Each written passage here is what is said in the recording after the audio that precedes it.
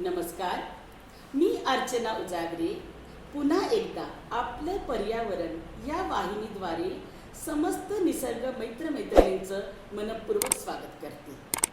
मंडळी, आज आपल्याबरोबर जे पाहुणे आहेत आपल्याला सुपरिचित असलेले श्री अभय उजागरे सर. सरांना निसर्गकोश असंही संबोधलं जातं. महाराष्ट्रातलीच नाही तर भारतातली आणि इव्हन परदेशातलीही जंगलं पादाक्रांत करून तेथील जैवविविधतेचा सखोल अभ्यास सरांनी केलेला आहे. त्यानिमित्ताने सरांची अनेक व्याख्यानं झालेली आहेत, अनेक पुस्तकं, लेख सरांचे प्रकाशित झालेले आहेत. जळगाव जिल्ह्यातील पक्षी वैभव, त्याचप्रमाणे जळगाव जिल्ह्यात सापडणारे मासे आणि जलचर प्राणी ह्यांच्यावर सरांची पुस्तकं आहेत.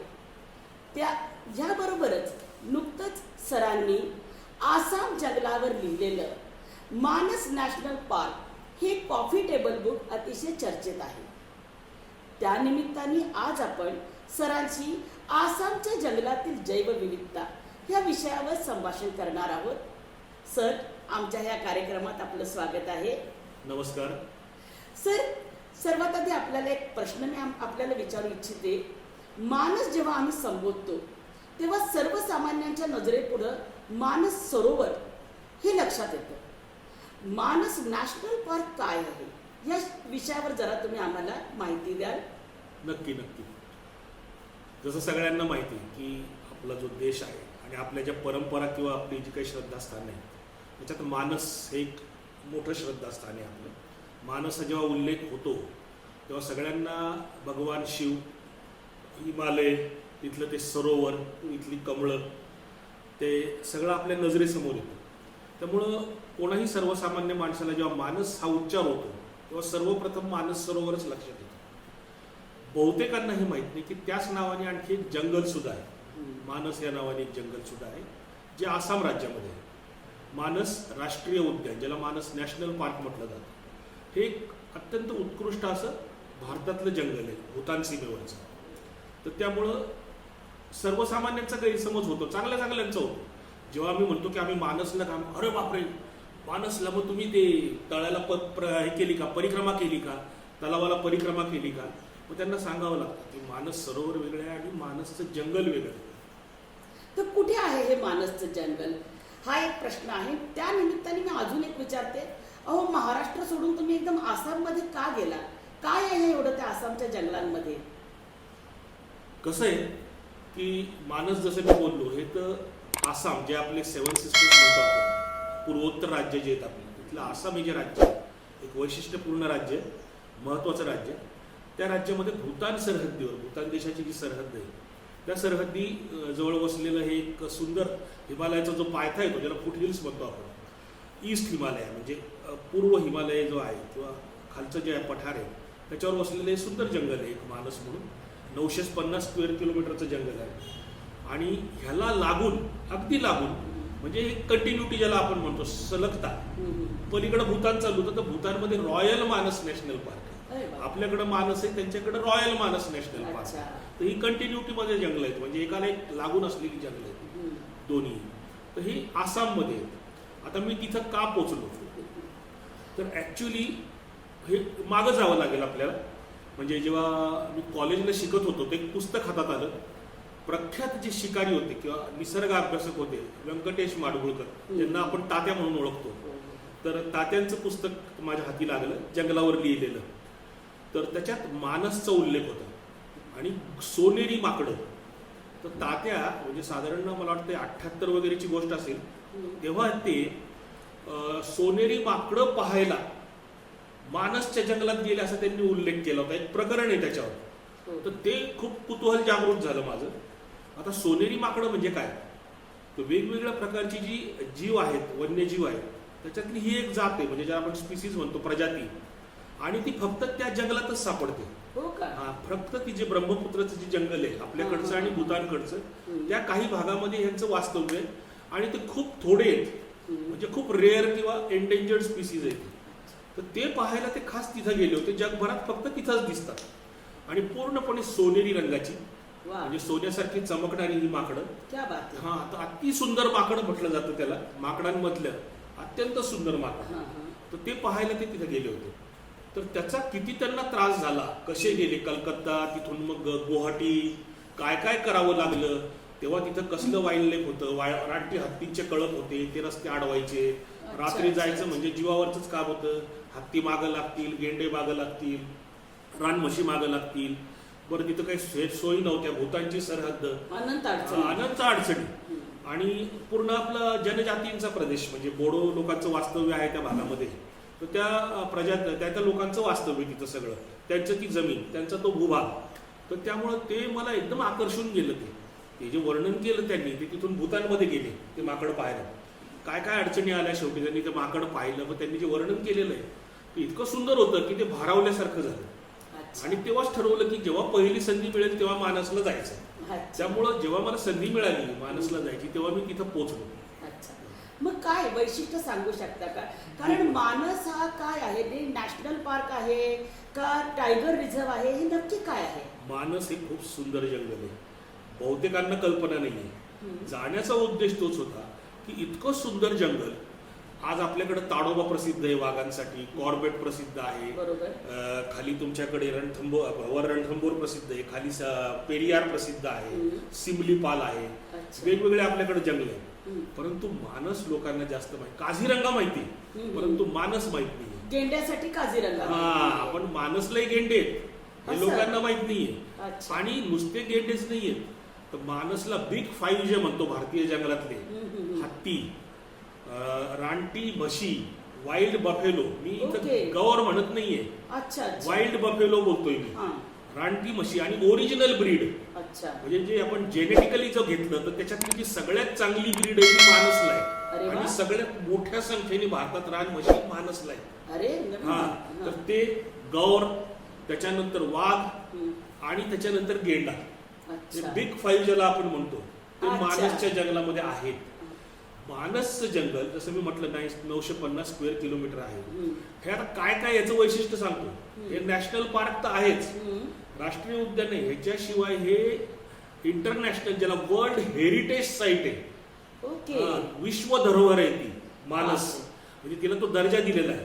तिथलं जी काही जैवविविधता आहे किंवा जी काही तिथली जीवजंतू आहेत, जे काही जंगल आहे, तिथली जी विविधता आहे, त्यामुळे त्याला विश्व धरोहर म्हणून हे केलेलं आहे. त्याच्यानंतर ते बायोस्फिअर रिझर्व आहे, ते टायगर रिझर्व आहे, ते एलिफंट रिझर्व आहे. एवढे सगळ्या दर्जा मिळालेलं हे सुंदर जंगल आहे. लोकांना याच्याबद्दल माहिती नाही, आम्हालाही माहिती नव्हती. पण आम्ही पहिल्यांदा गेलो आणि प्रेमात पडलो, वेड्यात झालो. त्याच्यानंतर मार्च 2017 ते आता 2021, म्हणजे आता 21 चालू आहे, आतापर्यंत 9 वेळा जाऊन आलो. 9 वेळा जाऊन आलो इतक्या लांब. म्हणजे खरोखरच खूप सुंदर जंगल, फार सुंदर, फार सुंदर. तर एक आपल्याला विचारते, मानस म्हणजे नक्की अर्थ काय आहे? सांगतो. अलंकारिक वाटतं. म्हणजे मानस हे नाव, आपल्याकडे मुलींचे नाव असतात किंवा मुलांचे नाव असतं, मानस किंवा मानसी. ते थोडं असं अलंकारिक आणि ऐकायला खूप सुंदर वाटतं. मानस हे जे आहे ही तिथली नदी आहे. त्या जंगलातून वाहणारी, मध्य भागातून वाहून पुढे ब्रह्मपुत्रेला जाणे, ज्याला आपण ट्रिब्युटरी म्हणतो, एक प्रमुख नदी आहे. आणि हे मानस नाव जे पडले ते तिथली सर्प देवता आहे, ज्याला सर्पंट गॉडेस म्हणतात, मनसा, मानसा किंवा मनसा. तिच्या नावावरून ते त्या नदीला नाव पडलेलं आहे मानस म्हणून. म्हणजे प्रत्येक नावात अर्थ आहे. जो लोक जे काही नावं ठेवलेली आहेत आपल्या पूर्वजांनी, त्याला काहीतरी अर्थ आहे, काहीतरी कथा आहेत त्याच्या मागे, काहीतरी इतिहास आहे. अच्छा, आता तुम्हाला एक मी माझ्या मनातला प्रश्न विचारते सर. आसाम जेव्हा नाव आम्ही घेतो तेव्हा एक प्रकारचं भीती मनामध्ये असते. एक तर खूप लांब आहे तो, दुसरं तिथली जरा अनिश्चित परिस्थिती आहे. जे काही अतिरेकी संघटनामध्ये कार्यरत होत्या त्याच्यामध्ये, मग अशा ठिकाणी जाऊन काम करायचं हे तुम्ही ठरवलं. मग नक्की आता सध्या परिस्थिती कशी आहे तिचं? का धोकेदायकच आहे तिथली परिस्थिती? नाही, कसं आहे की जगात धोका सगळीकडे. तुम्ही बघा, आज आपल्या महाराष्ट्रात बोलायचं झालं तर आपल्याकडे नक्षली कारवाया सुरू असतात, मध्य प्रदेशमध्ये सुरू असतात. जिथं माणूस आहे तिथं काहीतरी त्याच्या मागण्या, संघर्ष काहीतरी चालू असतो. तिथेही तिथल्या स्थानिकांच्या काही मागण्या होत्या. जसं मी म्हटलं, तिथं बोडो लोक जे, बोडो जनजाती जी आहे ती मोठ्या संख्येने, बहुसंख्य आहे. तर त्यांची काही इच्छा आहेत, त्यांच्या काही आकांक्षा आहेत, त्यांचे काही म्हणणं आहे. तर त्यांनी त्यासाठी मध्ये उठाव केला होता. त्याच्यातले जे काही भडक माथ्याचे तरुण आहेत किंवा थोडेसे उग्रवादी ज्यांना म्हणतो, जहाल विचारसरणीचे, त्यांनी हत्यारं घेतली आणि सरकारशी संघर्ष केला. तर मानसला जेव्हा वर्ल्ड हेरिटेज साईट म्हणून जेव्हा हे मिळालं, त्याच्यानंतर लगेच हा उठाव झाला काही वर्ष, आणि भयानक रक्तरंजित असं उठाव होता. म्हणजे इथं सांगायचंच झालं, त्या जंगलातले 1000च्या वर हत्ती मारले गेले, काही शेकड्यांनी गेंडे मारले गेले, वाघ मारले गेले, जंगलं जाळली गेली, इथले रेंजर्स मारले गेले, इथले वॉचमन्स मारले गेले, गस्त घालणारे फॉरेस्ट ऑफिसर्स मारले गेले, माणसं सुद्धा खूप मारली गेली. मोठा रक्तरंजित संघर्ष झाला. संपूर्ण जंगल बेचिराख झालं, जाळून टाकलं लोकांनी, जनावरं मारून त्यांचे कातडे विकले हत्यारं घ्यायला. असा हा फार रक्तरंजित इतिहास 10-12 वर्ष हा संघर्ष चालू होता. साधारण 2078 नंतरही सुरू झाला, 80-82च्या सुमाराला. तर ते हळूहळू साधारणतः मग जसं 2000 साल आलं तेव्हा ते थोडं थोडं शांत होत गेलं मग. आणि मग सरकारचा त्यांच्याबरोबर समझोता झाला, तिथल्या तरुण बोलणी झाली सरकारची, त्यांचं म्हणणं त्यांनी जाणून घेतलं आणि त्यांच्याशी एक समझोता झाला, ज्याच्या ह्याच्यामध्ये त्यांना बोडोलँड जे आपण म्हणतो ते त्यांना दिलं गेलं. त्यांचं काउन्सिल झालं तिथं, बोडो काउन्सिल, आणि तो भाग त्यांच्या आधिपत्याखाली, त्यांचं म्हणणं ऐकल्याशिवाय सरकार तिथं काही करत नाही. त्याची काउन्सिल आहे, त्याचं त्यांचे इलेक्शन्स वगैरे होतात. तर त्याच्यानंतर हळूहळू शांतता झाली. परंतु इतकं सुंदर जंगल जे उद्ध्वस्त झालं होतं, काहीच उरलं नव्हतं. एक उदाहरण देतो की दहशत किती पसरली होती. जसं मी म्हटलं, हजारांनी हत्ती मारले गेले. तर आता आम्ही 4 वर्ष तिथं अभ्यास करतोय. मोठाले हत्ती आहेत, म्हणजे आपले मिनी ट्रक जे 407 येतो तेवढे मोठमोठे हत्ती आहेत. परंतु त्या हत्तींना दात नाही आहेत. टस्कर जेव्हा आपण म्हणतो, एकांडा किंवा टस्कर, तेव्हा त्याला किती लांब दात आहेत, फाळ आहेत, त्याचे हस्तिदंत, ह्याच्यावर त्याची शोभा किंवा हे असते. बरोबर. तर इथं काय झालं, त्यांच्या हस्तिदंतासाठी ते मारले गेले. लोकांनी त्यांना मारून त्यांचे हस्तिदंत विकले. तर ते जे त्यांची छोटी पिल्लं होती किंवा ती जी वाढणारी पिढी होती, त्यांनी ते पाहिलेले की आपल्यातल्या मोठमोठ्या यांना गोळ्या घालून मारले, त्यांचे दात काढून नेले. तर ती इतकी भीती त्या जनावरांच्या मनात आहे की आम्ही आश्चर्यचकित झालो की ते मोठमोठे वाढलेले हत्ती, त्यांना दातच नाहीयेत, त्यांनी ते वाढू दिले नाहीत. इव्हॉल्युशनचं हे सगळ्यात मोठं आणि एक तुम्हाला विचित्र म्हणाल तर विचित्र नाही, एक आगळं वेगळं उदाहरण मानसमध्ये पाहायला मिळेल. मोठमोठ्या हत्तींना दात नाहीयेत. तर तिथल्या जेव्हा आम्ही लोकल लोकांबरोबर चर्चा केली किंवा तिथल्या तज्ज्ञांबरोबर चर्चा केली, वन विभागाच्या लोकांना, त्यांनी सांगितलं, सर ह्या हत्तींची ते पाहिलेलं आहे, त्यांनी ते भोगतलेलं आहे की त्यांची कशा प्रकारे निर्ममपणे हत्या झाली हस्तिदंतासाठी. त्यामुळे त्यांच्या लक्षात आलं की हे दात जर राहिले तर आपण मरू, आपल्याला मारलं जाईल, म्हणून त्यांनी ते दातच वाढू देत नाहीत. इव्हॉल्युशनचं त्यांनी स्वतःच्या शरीरातच बदल करून घेतले. आहेत दात, छोटे छोटे दात आहेत त्यांना, ते वाढूच दिले नाहीत त्यांनी.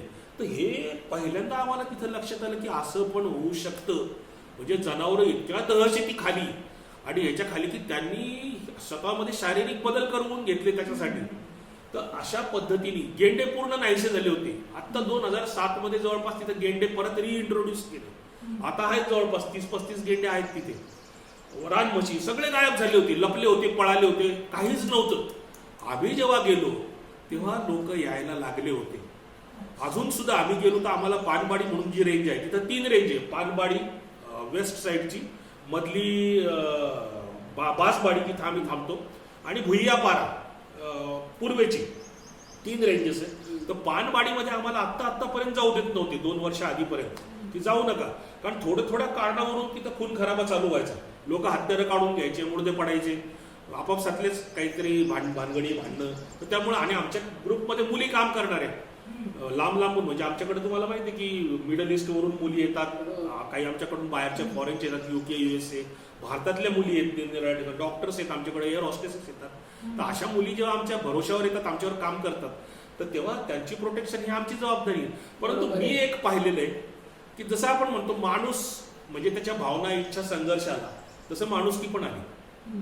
कुठलाही माणूस वाईट नसतो, हे बेसिक आहे. त्याच्या गरजा किंवा त्याची हा परिस्थिती त्याला तसं बनवत असते. पण तुम्ही जर समोरच्याशी नीट वागला, एक मी अनुभवलेलं आहे की तुम्ही जर प्रेमाने वागला तर तो तुमच्याशी प्रेमानेच वागतो. एखादा क्वचित असा निघतो 100 की जो कुरकेडच असतो, म्हणजे ज्याचं घात करणं हाच त्याचा हे असतो. पण तशी लोक फार कमी आहेत. तर त्यामुळे त्या लोकांमध्ये आम्ही मिसळून गेलो, त्यांच्या वस्त्यांमध्ये राहिलो, तिथले ड्रायव्हर्स घेतले, तिथले गाईड्स घेतले, त्यांच्याकडे जेवलो, त्यांच्या हॉटेल्समध्ये जेवलो, त्यांना रोजगार उपलब्ध करून दिला.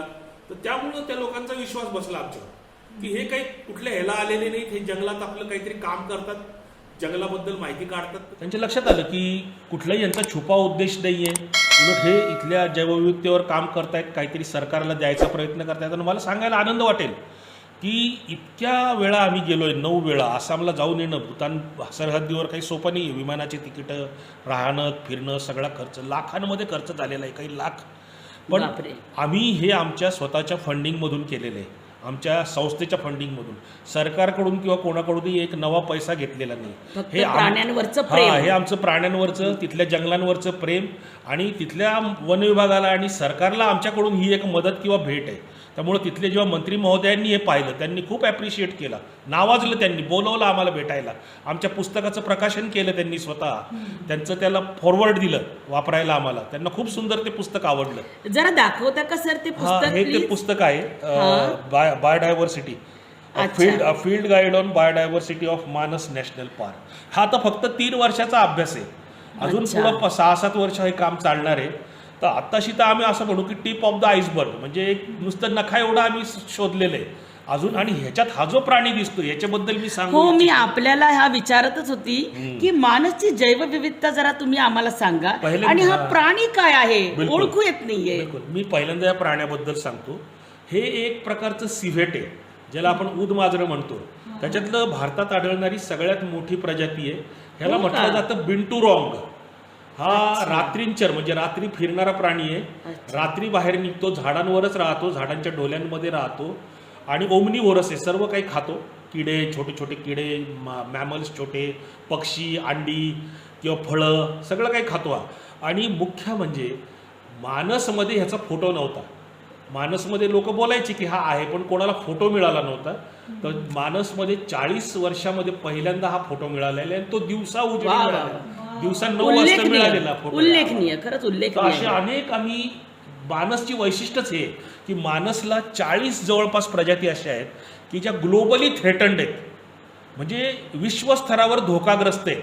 बाप. जसं पिग्मी हॉग किंवा हिस्पिड हेअर किंवा तिथला जो पक्षी आहे बेंगॉल फ्लोरिकन, त्याचे जवळपास 350 ब्रीडिंग पेअर आज जगामध्ये आहेत. त्याच्यातल्या मॅक्झिमम 90% मानसमध्ये आहेत. त्या पक्षी, मोठा पक्षी, सुंदर पक्षी बेंगॉल खूपच फ्लोरिकन, सुंदर. ज्याला आपण तणमोर म्हणतो हा महाराष्ट्रात, हा हा. तो बंगालचा तणमोर, तो तिथं आहे.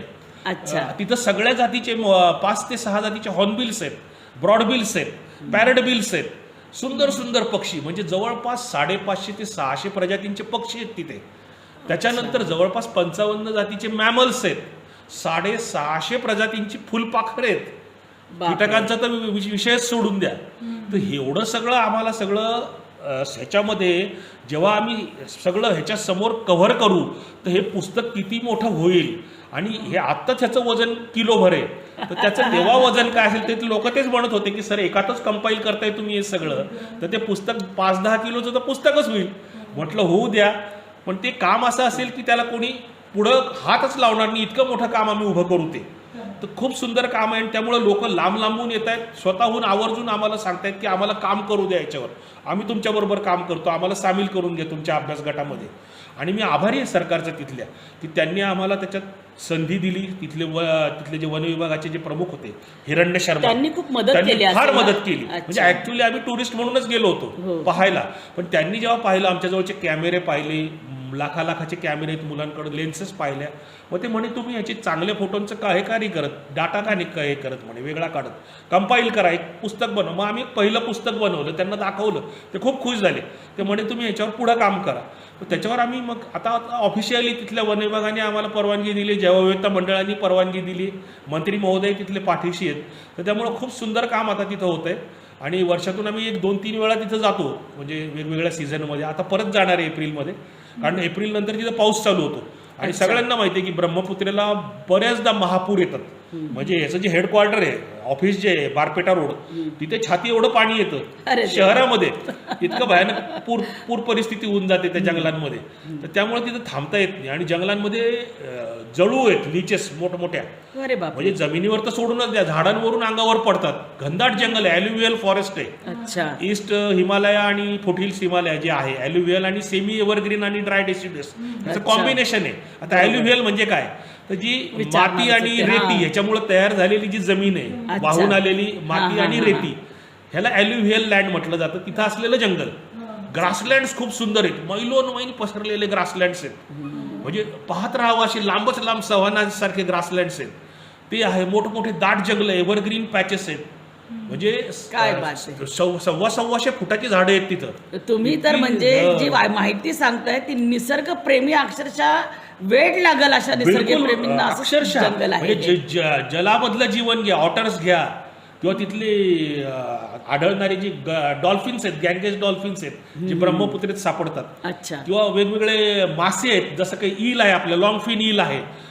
तर अशा वेगवेगळे जैवविविधता तिथे आहे. आणि आम्ही भाग्यवान आहोत की तिथल्या वन विभागाने आणि सरकारने आम्हाला ही संधी दिलेली आहे की त्याच्यावर काम करा.